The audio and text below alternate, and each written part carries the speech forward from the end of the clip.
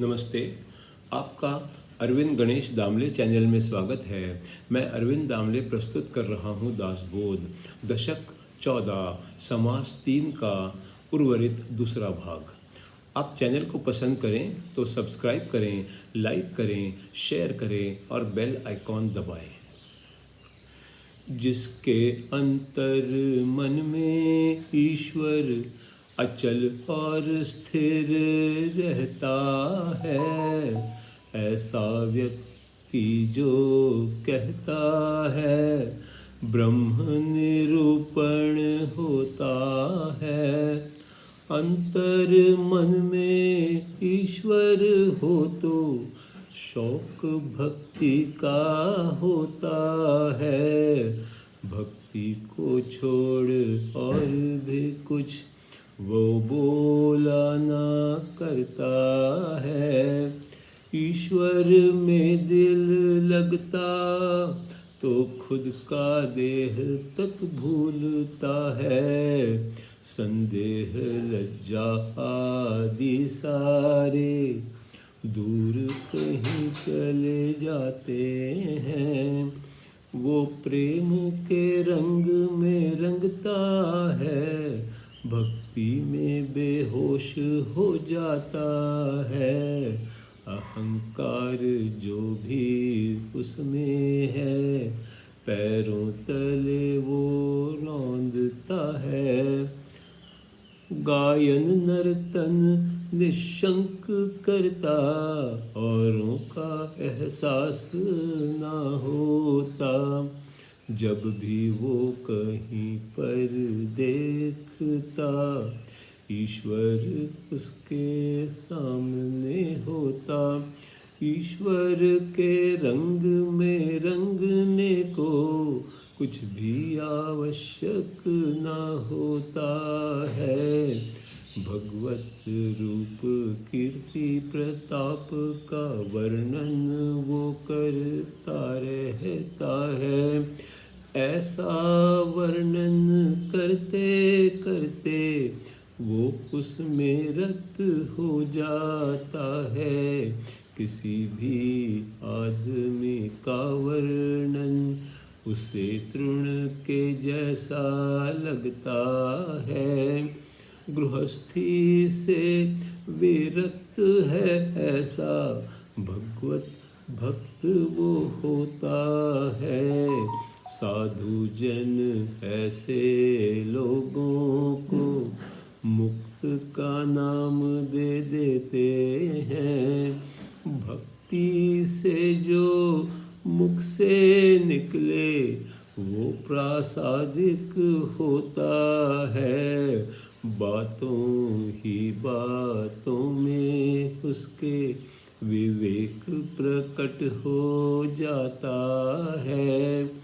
ऐसे लक्षण का ऐसा कवि जब कभी निरूपण करता है, श्रोताओं का अंतःकरण बहुत शांत हो जाता है।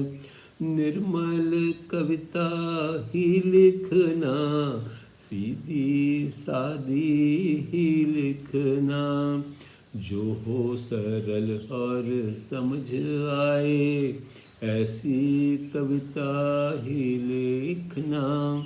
भक्ति पूर्ण कविता लिखना, अर्थपूर्ण कविता लिखना। अहंकार का लेश न हो ऐसी कविता लिखते रहना। ईश्वर की कीर्ति गाते रहना, आनंददायक ही लिखना। भगवान की जो लीला है उसका वर्णन करते रहना। आसान सी कविता करना, छोटी कविता ही करना। कविता के सब नियम पाल ही कविता तुम करते रहना। कविता मृदु मंजुल कोमल हो, भव्य अद्भुत और विशाल हो, मधुर रसों से भरी हुई, कविता भक्ति में डूबी हो, अनेक विचार अनेक उपाय, सिद्धि युक्ति कला भी हो, कार्य कारण भाव तुम्हारी कविता में बतलाया हो, अनेक तरह की उपमा हो, तर्क कथा कहानी हो, पूर्व पक्ष सिद्धांत भी हो, तरह तरह के वचन भी हो, अनेक अवस्था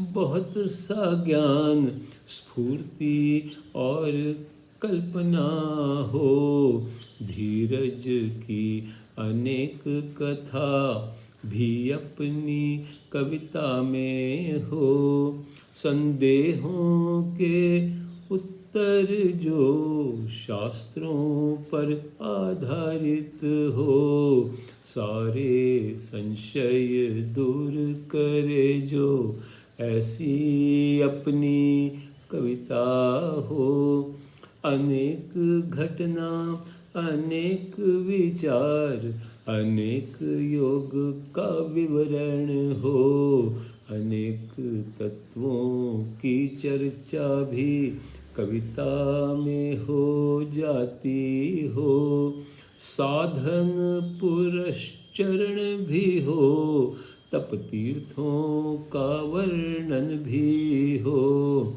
संदेह जो आते हो मन में सबका हल कविता में हो, ज्ञान प्रबल हो जाता हो, वासना भी मिट जाती हो, भक्ति समझ में आए ऐसी सच्ची कविता होती हो, देह बुद्धि टूट कर भवपार सागर के जाता हो, स्वयं भगवान हृदय में आए ऐसी सच्ची कविता हो, सुबुद्धि बढ़ती जाती हो, नास्तिकता टूटी जाती हो, विवेक जागृत